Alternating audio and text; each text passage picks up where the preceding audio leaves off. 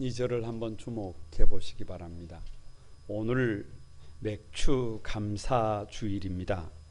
하나님께서 맥주 감사 주일을 우리에게 허락해 주신 이유가 뭘까요? 부모님들의 마음은 의외로 간단합니다. 자식들이 기뻐하는 것을 한번 보고 싶은 것입니다. 저도 애비로서 아이들에게 그런 얘기를 좀 들어보고 싶어요. 아빠, 나 합격했어요. 엄마, 나 결혼하고 싶은 사람이 생겼어요. 산다는 것이 너무 좋아요. 더도 말고 덜도 말고 이런 삶이 계속되어졌으면 좋겠습니다. 이런 얘기를 한번 들어보고 싶습니다. 그 삶이 쉽지를 않아요.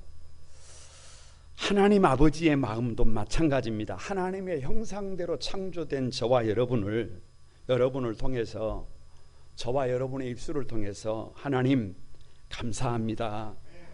부족하고 모자란 것 같은데 시간이 흐르면 흐를수록, 세상을 살아보면 살아볼수록 어떻게 나를 이렇게 퍼펙트하게 지으셨습니까?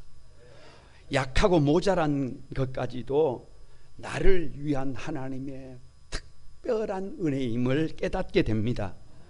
모든 것이 완벽합니다. 하나님의 은혜를 생각하면 눈물이 납니다.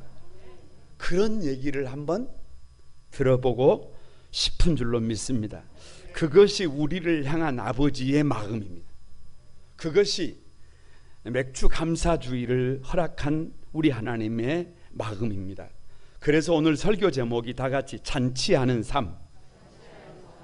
여러분 꼭 마음에 새겨보시기 바랍니다. 특별할 것도 없습니다. 어찌 보면 여러분이 너무 잘 아는 얘기입니다. 그런데 꼭 마음에 새겨야 해요. 왜? 우리 인생이 잔치하는 날마다 페스티벌이 되어야 되기 때문에 그렇습니다. 왜 잔치하는 삶이냐? 레위기 23장은 이스라엘의 절기를 순서대로 배열해 놨어요. 절기가 뭐냐? 쉬운 말로 잔치예요. 왜 잔치냐? 우리 인생을 잔치하는 삶으로 살라는 주님의 요청입니다. 우울 모드로 살지 말고 안 된다, 못한다, 불가능하다, 원망하면서 불평하면서 책임을 전가하면서 미워하면서 시기하면서 울면서 살지 말고 환하게 살라는 거예요. 기쁘게 살라는 거예요. 감사하게 살라는 거예요. 날마다 잔치하라는 거예요. 우리를 향한 하나님의 계획이 뭐다? 잔치다, 축제다. 왜 잔치하는 삶이냐? 얼마든지 잔치하는 삶이 가능하다는 거예요. 얼마든지 기뻐하는 삶이 가능하다는 거예요. 얼마든지 감사하는 삶이 가능하다는 거예요. 왜요? 하나님께서 저와 여러분을 하나님의 형상대로 지으시고 난 다음에 뭐라고 하셨느냐 그러면, 사람을 만드시고 우주 만물을 다 만들고 난 다음에 그 다음에 사람을 만들고 하시는 말씀이 이렇게 말씀하셨어요. 다 네 거다. 다 너를 위해 창조했다. 다 네가 관리해라.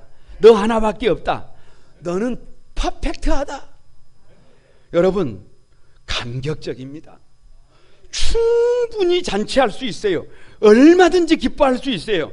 여러분의 인생이 잔치하는 인생이 되기를 바랍니다. 그런데 대부분의 사람들이 그런 삶을 산다, 살지 못한다. 못 산다. 잔치하는 인생을 살아야 되는데, 정말로 날마다 축제가 되어야 되는데 그렇게 살지 못합니다. 수많은 사람들이 신음하고 있어요. 아파하고 있어요. 버거워하고 있어요. 아니 인생이 너무 무거워요. 한 짐입니다.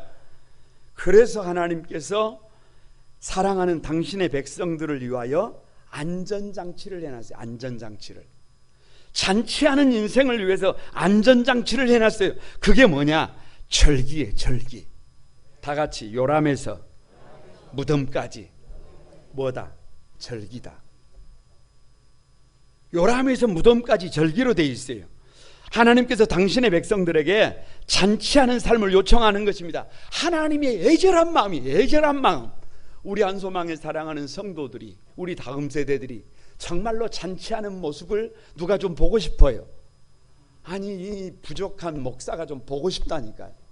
그런데 우리 하나님의 애절한 마음이 이 레위기 23장임을 믿습니다.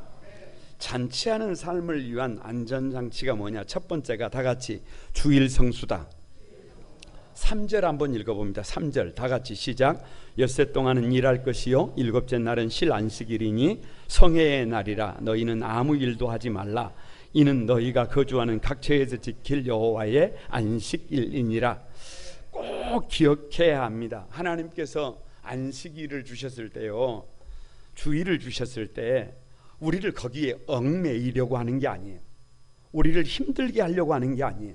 우리를 버겁게 하려고 하는 게 아니에요. 주일을 주신 이유는 어떻게 하면 내 백성들을 잔치하는 인생으로 세울 수 있을까? 어떻게 하면 내 백성들의 삶을 작은 천국으로 바꿀 수 있을까? 어떻게 하면 내 백성들로 하여금 살 만나는 삶을 살게 할 수 있을까? 아버지 하나님의 안전장치가 뭐냐 그러면 주일 성수의 주일 성수. 거두절미하고 주일을 지킬 수 있다는 것이 큰 감사임을 믿습니다.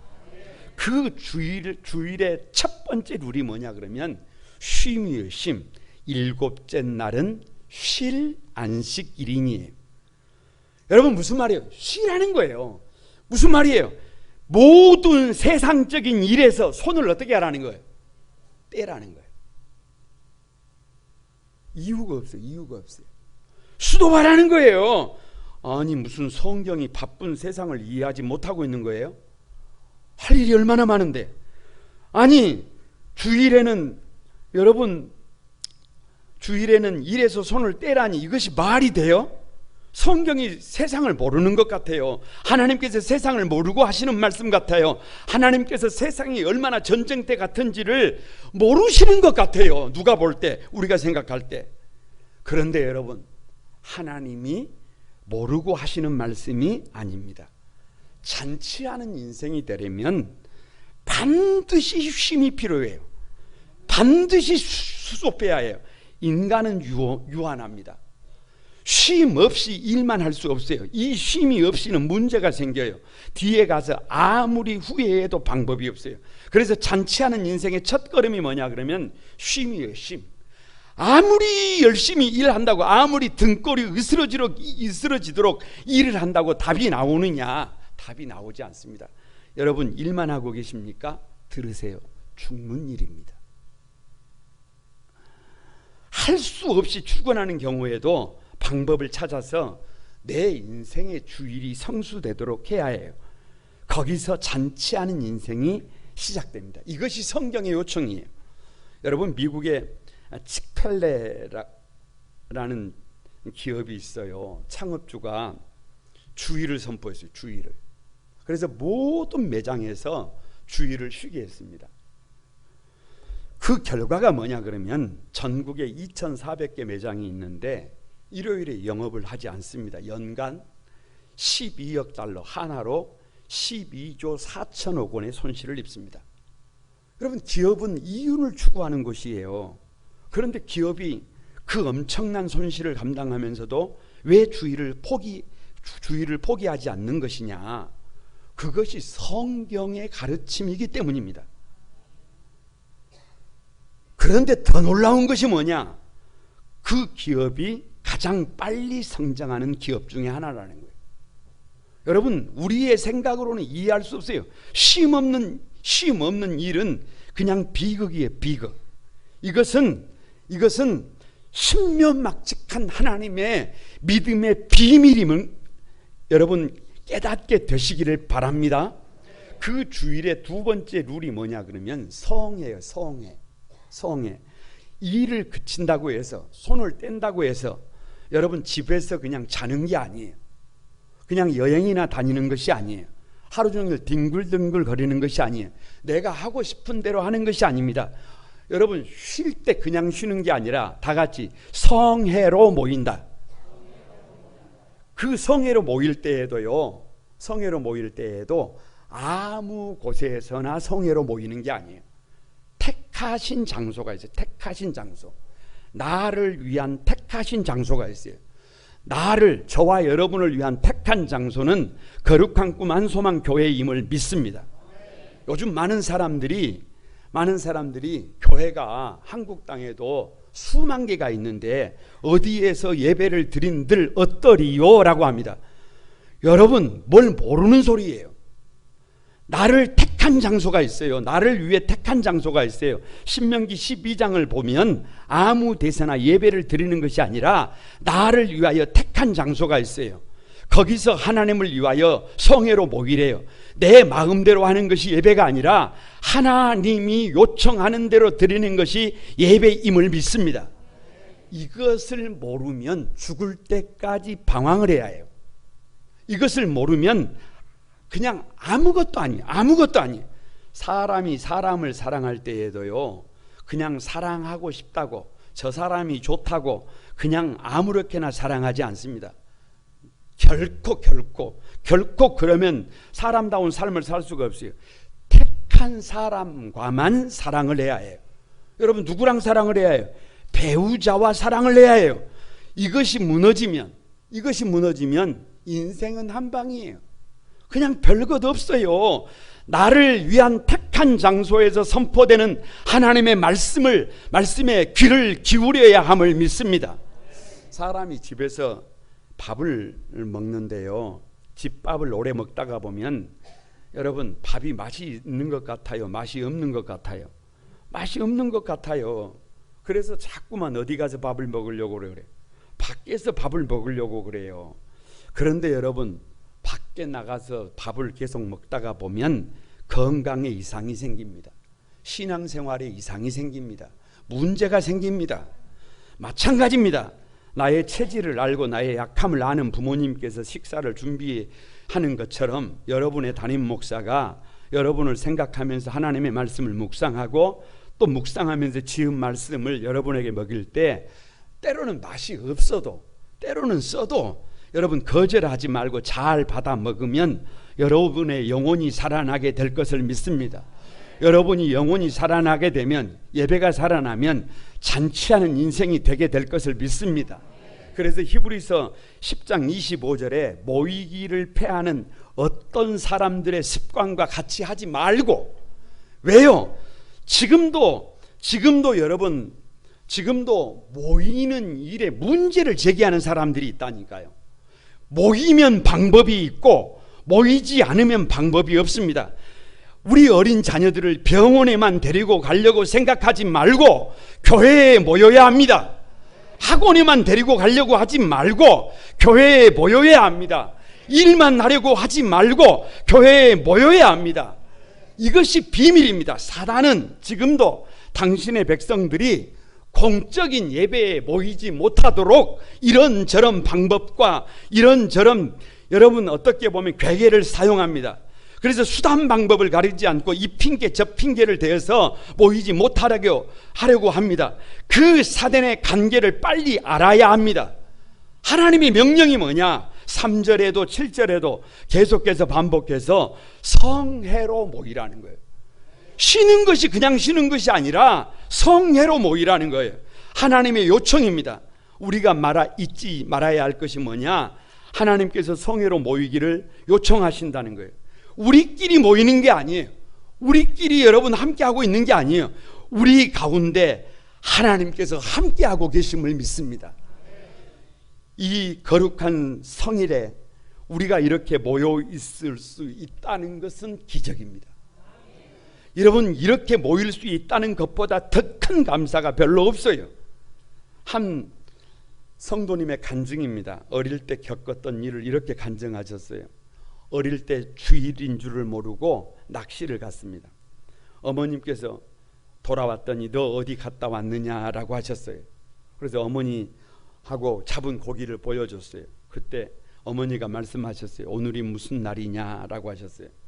그래서 머뭇거리고 있는데 그 고기를 다시 바다에 놓아주고 오겠니? 우리 집을 나가겠니? 라고 하셨어요. 그래서 해가 뛰어 넘어가는데 산길을 달려서 고기를 놓아주러 달려가고 있었어요. 그런데 뒤에서 부릅니다. 아들아. 어머니의 음성입니다. 예 하고 돌아봤더니 어머니가 달려오셔서 과연 너는 내 아들이다라고 하시면서 꼭 껴안아 주시더라는 거예요. 그 후로 오늘까지 주일을 성수했다는 거예요. 삶이 구별이 되더라는 거예요. 지금 우리 부모 세대들이 다음 세대들에게 줄 수 있는 것이 뭘까요? 바른 신앙입니다. 우리 자녀들이 잔치하는 삶을 살기를 원하십니까? 우리 다음 세대들이 자자손손 건강한 믿음으로 복된 삶을 살기를 원하십니까? 우리 다음 세대들이, 아니 우리 자녀들이 활짝 미소 짓는 삶을 사는 것을 보고 싶습니까? 우리 자녀들에게 주일이 성수되게 해야 합니다. 부모된 내가 주일을 성수하지 못하고 있는데, 부모된 내가 적절하게 타협하고 있는데 우리 자녀들이 더 나아질 수 있을까요? 불가능합니다. 주일 성수 없이 병원을 다닌다고 건강해질 줄 압니까? 여러분, 주일 성수 없이 학원을 다닌다고 성적이 올라갈 것 같습니까? 주일 성수 없이 일한다고 부자가 될 것 같습니까? 그것이 아니라니까요. 하나님의 안전장치가 뭐냐? 주일 성수라니까요. 저와 여러분이 주일을 성수한다는 것이 얼마나 큰 감사인지, 얼마나 큰 은혜인지, 그것에 눈뜨게 될 때, 그때 우리 인생은 잔치하는 인생이 되게 될 것을 믿습니다. 여러분 곁에 계신 분들에게 한번, 주일 성수는 최고의 감사입니다. 주일 성수가 잔치하는 인생의 첫 걸음입니다. 여러분 마음속에 꼭 기억해 주시기를 바랍니다. 잔치하는 인생을 위한 두 번째 안전장치가 뭐냐 그러면 6월절 다 같이 구원의 감격이 있어야 한다. 5절과 6절을 한번 읽어보면 5절과 6절 시작. 첫째 달 열 나흔날 저녁은 여호와의 6월절이요 이달 15날은 여호와의 무교절이니 이래 동안 너희는 무교병을 먹을 것이요. 왜 구원의 감격이냐? 왜 구원의 감격이냐? 첫째 달 열 나흘날 저녁은 6월절이래요. 여러분 6월이 뭐예요? 6월이 그냥 6월은 한자예요. 한자, 그냥 넘어간다는 거예요. 죽음의 사자가 애굽에 들이닥칠 때 문지방과 문인설주의 어린 양의 피가 발라져 있는 집은 그냥 이렇게 넘어가더라는 거예요. 그 집으로 들어가지 않고 넘어갔어요. 그런데 피가 발라져 있지 않는 애굽 사람들의 집에는 들어가서 장자들이 죽음을 당했어요. 그러니까 여러분 한번 생각해 보세요. 세상에 다른 집은 다 죽었는데, 다른 집의 장자들은 다 죽었는데, 눈에 넣어도 아프지 않을 내 아들이, 그것도 내 장자가 살아남았어요. 할렐루야. 뭐가 있어요? 뭐가? 감격이 있어요. 감격이. 아들이 살았는데 감격이 없으면 그 사람이 정상이에요? 비정상이지. 그래서 우리 인생에 여러분 진정한 출발은 뭐가 있어야 되느냐? 이 감격이 있어요. 이 감격이. 저와 여러분에게 이 감격이 있기를 바랍니다. 누가 성도냐? 이 감격이 있는 사람임을 믿습니다. 우리가 잘 아는 호르몬 중에요, 엔돌핀이라고 하는 것이 있어요. 우리가 막 하하하 막 웃으면 이 엔돌핀이 나와가지고 암을 치료하고 통증을 해소하고 그리고 우리를 살게 한다는 거예요. 그런데요, 최근 의학계에서요, 이 엔돌핀보다 4,000배의 효과가 있어요. 4,000배. 그러니까 엔돌핀은 아무것도 아닌 거예요. 4,000배의 효과가 있는 게 뭐냐? 다이돌핀이에요. 다이돌핀. 호르몬 다이돌핀. 그런데 이 다이돌핀은 어떻게 만들어지느냐 그러면 감동을 받을 때 만들어지. 사람이 언제 감동을 받느냐? 여러분, 사람이 언제 감동을 받느냐? 가장 1번이 뭐냐 그러면 하나님의 살아계심을 경험할 때예요. 신앙생활을 하는데 하나님은 그냥 관념, 생각 속에 있는 하나님으로 생각했어요. 그런데 어느 날 그 하나님이 살아계셨어요. 살아계셔.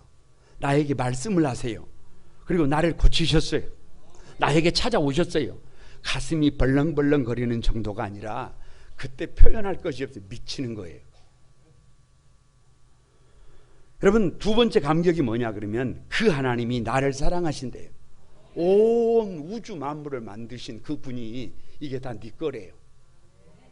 아니 당신의 하나밖에 없는 아들 예수 그리스도를 십자가에 나를 위해서 내어주셨대요. 이거 미치는 거예요. 미쳐. 표현이 그것밖에는 할 것이 없어요. 아니, 이 감격이 있으면 가슴이 벌렁벌렁거립니다. 벌렁벌렁거리는 정도가 아니라 정말 미칩니다. 미쳐. 그냥 뭐예요? 방방 뛰는 거예요. 방방 뛰는 거예요. 그래서 세 번째 감격이 뭐냐 그러면 어느 날 눈을 떠보면 누구 인생이 바뀌어 있는 거예요. 내 인생이 바뀌어 있는 거예요. 이게 믿음의 축복이에요. 더 이상 원망하고 불평으로 가득한 인생이 아니라, 다른 사람들에게 책임을 전가시키는 인생이 아니라, 할 수 없다고 핑계만 대는 그런 인생이 아니라, 여러분 어떤 인생이 되는 거예요? 잔치하는 인생이 되는 거예요. 그냥 기적이에요. 기적. 왜요? 아, 예수님 때문에 내가 살았구나. 이 감동이 있으면 막 몸이 살아납니다. 이 감동이 있으면 막 살아내고 싶어요. 사랑하고 싶습니다. 이 감동이 있으면 막 매사에 막 힘이 들어옵니다. 활력이 넘칩니다. 이 감동이 있으면 막 면역력이 높아집니다. 이 구원의 감동이 저와 여러분에게 최고의 감사임을 믿습니다. 이 감격이 있으면 잔치하는 인생이 된다니까요. 그런데 그 감격이 누구에게 있다는 거예요? 얼마나 감사해요. 얼마나 감사해요. 여러분, 거기에서 멈추는 게 아니에요. 이 구원의 감격이 있는 사람들에게 어떤 역사가 있느냐 그러면 6절에 이달 15째 날은 여호와의 무교절이니 이래 동안 너희는 무교병을 먹을 것이요라고 했어요. 이게 무슨 말이냐? 1월 14일 6월절을 보내고 나면 1월 15일부터 일주일 동안은 무교절이에요.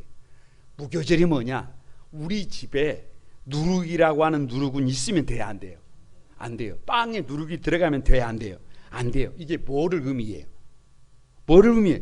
누룩은 죄예요. 죄. 누룩은 죄. 그러니까 구원의 감격을 가지고 있으면 자연적으로 따라오는 것이 뭐냐? 14일 다음은 15일이 되는 것처럼 구원의 감격을 가지고 있으면 따라오는 것이 뭐냐? 죄를 용납할 수 없습니다. 악취나는 삶을 거절합니다. 냄새나는 삶을 거절합니다. 더러운 삶을 거절합니다. 더 이상 죄와는 동행할 수가 없습니다. 그래서 새 삶이 돼요. 새 삶이 돼. 구원의 감격을 가지고 있으면 삶이 바뀝니다. 새 삶이 됩니다. 가치 있는 삶이 됩니다. 여러분, 누룩은요 전체 빵 덩어리의 3%예요. 3% 별것 없어요. 그런데 그 3% 때문에, 여러분, 그 조그마한 것 때문에 인생이 어떻게 돼요?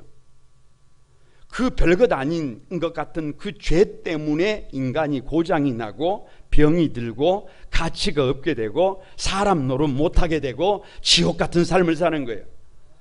그런데 구원의 감격을 가지고 있으면 그 별것 아닌 죄를 어떻게 하는 거예요? 거절하는 거예요. 죄의 문제를 해결합니다. 그래서 구원의 감격을 가진 사람은 자연스럽게 죄에서 돌아 나오는 거예요. 악취나는 삶에서 돌아 나오는 거예요. 조롱받는 삶에서 돌아 나오는 거예요. 내가 달라지니까 가정이 달라지고, 내가 달라지니까 교회가 달라지고, 내가 달라지니까 세상이 달라지는 거예요. 이것보다 더 큰 감사가 어디가 있어요? 왜 구원의 감격이냐? 카우만의 사막의 샘이라는 책에 나오는 이야기예요. 어떤 사람이 정원에 대나무를 심었어요. 그런데 대나무가 잘 자랐습니다. 대나무는 주인의 은혜에 보답하고 싶었어요. 그때 주인이 말했습니다. 이제 내가 널 사용해야 되겠다. 대나무가 어서 사용해 주십시오라고 했어요. 주인이 다시 말했어요. 그런데 내가 너를 쓰려면 너를 잘라야 되는데, 그건 안 되는데요. 내가 너를 찍어내지 않으면 너를 쓸 수가 없단다. 가만히 듣고 있던 대나무가 주인님 뜻대로 하세요. 맡겼다라는 얘기입니다. 무슨 말이에요? 누가 성도냐? 감격이 있는, 구원의 감격이 있는 성도들이, 구원의 감격이 있어야 나를 드러낼 거 아니에요. 나를 꺾을 것 아니에요. 구원의 감격이 있어야 소금처럼 녹아질 거 아니에요. 구원의 감격이 있어야 섬기는 삶을 살 것 아닙니까? 구원의 감격이 있어야 봉사하는 삶을 살 것 아닙니까? 그런데 그 구원의 감격이 없으면 어떻게 되겠어요? 바울이 이 구원의 감격이 있으니까 평생 복음을 위하여 자신의 생명을 기꺼이 드린 것입니다. 교회를 위하여 피 흘린 것입니다. 성도들에게 이 구원의 감격이 있다는 것, 큰 감사입니다. 여러분, 저와 여러분의 마음속에 주님께서 나 같은 것을 구원해 주셨다라고 하는 이 감격이 날마다 새로워지기를 바랍니다. 교회는 성도들로 하여금 이 구원의 감격을 누릴 수 있도록 날마다 그 구원의 감격을 깨우쳐야 할 의무가 있는 줄로 믿습니다. 옆 사람을 한번 축복합니다. 구원의 감격이 날마다 새로워지기를, 구원의 감격으로 새 삶이 되기를. 구원의 감격이 있어야 잔치하는 인생이 됩니다. 마지막 잔치하는 삶을 위한 안전장치가 뭐냐? 감사절. 다 같이 감사하는 것이다. 여러분 10절 한번 보세요. 10절 다 같이 한번 읽어봅니다. 시작. 이스라엘 자손에게 말하여 이르라. 너희는 내가 너희에게 주는 땅에 들어가서 너희의 곡물을 거둘 때에 너희의 곡물의 첫 이삭 한 단을 제사장에로 가져갈 것이요. 왜 감사냐? 10절에 보면 곡물의 첫 이삭을 제사장에로 가져가라는 말은 그걸 초실절이라 그래요. 이것을 주신 분이 누구라는 거예요? 하나님이라는 거예요. 15절에 보면 7 안식일의 수요를 채우고라고 그랬어요. 7 안식일은 한 주간이 7일이잖아요. 그런데 7주가 지난 거예요. 그러니까 49일. 무슨 말이냐? 첫 이삭을 수확한 날부터 49일 뒤 전체를 다 수확하고 50일이 된 날이 77절이에요. 맥추절이에요. 수확을 다 마치고 드리는 절기가 맥추절이에요. 무슨 말이냐? 시작부터 끝까지 누구의 은혜다? 하나님의 은혜다. 그러니까 첫 이삭을 수확한 것부터 수확을 다 마칠 수 있는 모든 것이 은혜다. 마찬가지예요. 나의 출발부터 나의 오늘까지 모든 것이 나의 나 된 것은 누구의 은혜다. 여러분, 잔치하는 삶을 원하십니까? 그렇다고 한다면 꼭 마음속에 새겨봐야 해요. 우리 교회는 1년에 3차 감사절을 지켜요. 감사절. 그것은 성경이 요청하고 있는 것이에요. 왜? 감사가 살 길이라는 거예요. 한 해를 시작하면서 감사, 중간에 감사, 언제 감사, 마지막에 감사. 그래서 감사를 헤아리라는 거예요. 감사를 헤아리라는 거예요. 가만히 감사를 헤아리다가 보면 이것도 감사, 저것도 감사, 그럼에도 불구하고 감사, 그리 아니하실지라도 감사, 무조건 감사, 평생 감사, 오늘 아침 새벽에는 영원한 감사. 모든 것이 뭐예요? 하나님이 지으신 모든 것이 선함에 감사함으로 받으면 뭐가 없어요? 버릴 것이 없어요. 그래서 감사절에는 교회가 늘 3대 감사, 아니 처음에는 7대 감사였어요. 그런데 앞에 나와서 다 발표를 하다가 보니까 숫자가 많아지니까 7대 감사에서 몇 대 감사로 줄었어요. 3대 감사. 사실은 오늘 저녁 예배는 그래야 해요. 그런데 없어요. 쉽지가 않다는 얘기예요. 그런데 여러분의 가정을 잔치하는 가정으로 만들려면 집에 가셔서 가족들이 둘러앉아서 여러분 7대 감사를 나눠보시기를 바랍니다. 가장부터 온 자녀들까지 그동안 상반기 동안에 베풀어 주신 하나님의 은혜를 조목조목 헤아려 보시기를 바랍니다. 각 진에서도 7월 달에는 각 진에서도 진장님들 주관하에 진 식구들이 다 7대 감사를 만들어 가지고 뭐 해보시기 바랍니다. 감사를 헤아려 보시기를 바랍니다. 이것도 감사, 저것도 감사, 그것도 감사, 모든 것이 감사, 영원한 감사. 감사를 헤아리다가 보면 어둠이 물러갑니다. 감사를 헤아리다가 보면 거기서 뭔 불평을 얘기하고 있어요. 제가 그냥 감사를 막 하게 하는 게 아니에요. 앞에 나와서 감사하고 뒤에 나가서 엄한 소리 하고 있어요. 그게 아닙니다. 여러분, 감사하면 어둠이 물러갑니다. 감사하면 기적이 일어납니다. 감사하는 곳에 역사가 일어납니다. 잔치하는 삶을 살기를 원하신다고 한다면 감사의 제목을 찾아내시는 여러분이 되시기를 바랍니다. 그 감사를 어떻게 하느냐? 진정한 감사는 마음과 힘을 다해야 해요. 여러분 11절과 12절에 보면 흔들되 흔들 것이며 흔드는 날이에요. 3번이나 반복하고 있어요. 곡식을 그냥 드리는 것이 아니라 어떻게 하라는 거예요? 흔들어요. 여러분 이렇게 한번 흔들어 보세요. 이렇게 한번 흔들어. 디스코 치라는 말이 아니라 어렸을 때 추수를 할 때 가마니에다가 이게 알곡을 이렇게 집어넣다가 보면 가득 채우려면 어떻게 해요? 막 흔들어야 해. 여기서 그래서 감사절의 핵심이 뭐냐 그러면 흔드는 것이에요. 레위기 7장 34절에 이스라엘 자손의 화목 제물 중에서 그 흔든 가슴과 든 뒷다리를 가져다가 먹으라.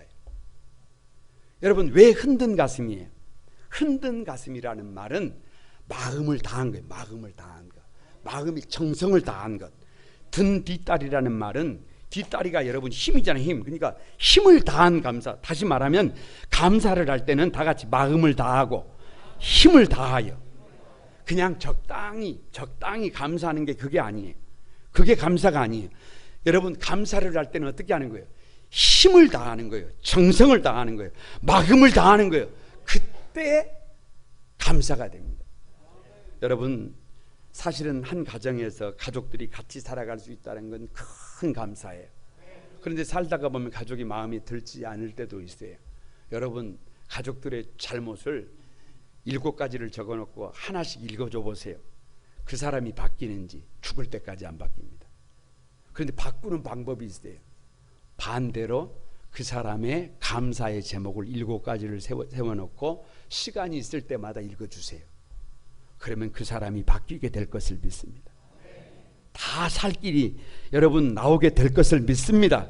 그래서 7절에 18절을 보면 1년 된 흠없는 어린 양 7마리와 어린 수소 1마리와 순양 2마리를 드리되, 무슨 말이냐, 이 맥주 감사주일날 여러분 가축을 드리는데 몇 마리를 드리느냐 그러면 19절 화목제까지 하면 13마리. 저는 이런 생각을 했답니다. 예전에 우리 집에는 소 1마리 있었는데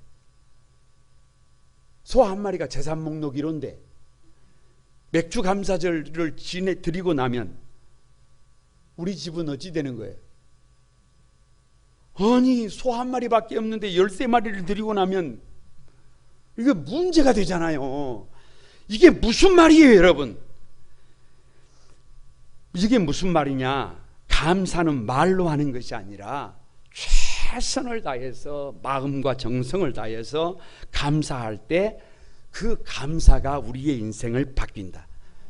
그런 대가를 지불해 가면서 감사할 때 우리의 인생이 바뀌게 된 것을 믿습니다.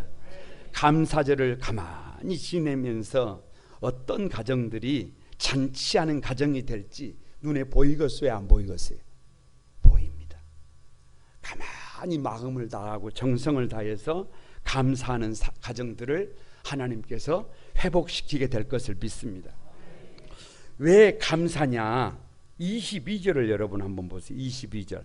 너희 땅에 곡물을 벨 때에 밥 모퉁이까지 다 베지 말며 떨어진 것을 줍지 말고 그것을 가난한 자와 거류민을 위하여 남겨두라. 감사절을 지킬 때에도 룰이 있어요. 원칙이 있어요. 뭐냐? 정말로 감사하면 이웃을 생각해 주라는 거예요. 정말로 모든 것이 하나님이 주신 것이라면 밥 모퉁이까지 다 베지 말고 떨어진 이삭을 줍지 말고 굶주리는 이웃들이 먹을 수 있도록 비워두라는 거예요. 무슨 말이에요? 나 혼자 웃을 수 없다는 거예요. 다른 사람들이 웃을 수 있어야 나도 웃을 수 있다는 것입니다. 다른 사람들이 굶주리고 있는데 나만 잘 먹고 잘 살고 있다고 한다면 그것 위험한 일이에요. 언제 무슨 일이 일어날지 모릅니다. 그래서 잔치하는 삶이 되기 위해서는 반드시 이웃과 나누는 감사가 있어야 합니다.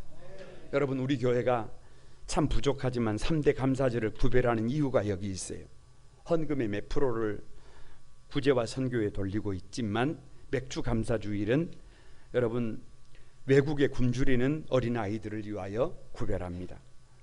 추수감사절 헌금은 교회 밖에 있는 어려운 이웃들을 위하여 그냥 구별합니다. 성탄절 감사헌금은 교회 안에 어려운 성도들과 다음 세대들의 장학금으로 사용합니다. 왜요? 그냥 감사하는 거예요. 그것이 말씀이기 때문에 그래요. 매월 드리는 헌신 예배를 어려운 교회의 목회자들을 초청해서 섬깁니다. 생각할 수 있어요. 좀 큰 교회 목사님들을 좀 모셨으면 좋겠다는 얘기도 있어요. 그런데 여러분, 어려운 이웃들을 모셔서 그래서 말씀을 같이 나누고 그분들이 힘을 낼 수 있도록, 그분들이 다시 일어설 수 있도록 돕는 것, 이것보다 더 가치 있는 일이 어디가 있어요? 국내의 교회와 해외의 선교사님들을 돕는 것도 같은 이유입니다. 우리가 받은 하나님의 사랑을 그냥 주께서 말씀하시는 대로 조금씩 찾아서 실천해 나가는 거예요. 이것보다 더 큰 감사가 어디가 있어요? 세상에 부족한데, 세상에 모자란데, 우리처럼 연약한 공동체인데 이렇게 나눌 수 있다는 것이 얼마나 감사입니까? 옆 사람을 한번 축복합니다. 감사할 수 있어서 감사합니다. 흔들고 흔들어서 넘치도록 감사합시다. 이웃과 함께 감사합시다. 당신의 인생이 잔치하는 인생이 될 것을 믿습니다. 말씀을 마치려고 합니다. 저는 우리 거룩한 만소망교회 사랑하는 성도들의 삶이 정말 잔치하는 삶이 되어졌으면 좋겠습니다. 우리 사랑하는 한소망의 가족들이 정말로 행복 가득했으면 좋겠습니다. 그럴 수 있습니다. 그렇게 될 수 있어요. 얼마나 우리 하나님께서 안타까우셨으면 안전장치를 해두셨겠어요. 우리 하나님의 요청이지만 그렇게 살지 못하는 분들이 많더라는 거예요. 그 안전장치가 다른 것이 아닙니다. 주일 성수입니다. 주일이 성수될 때 잔치하는 인생이 됩니다. 그 안전장치가 구원의 감격이에요. 구원의 감격. 그래서 예수님 한 분으로 충분합니다. 이 감격이 있으면 잔치하는 인생이 돼요. 그 안전장치가 감사예요. 감사. 하나님이 지으신 모든 것을 뭘로 받는 거예요?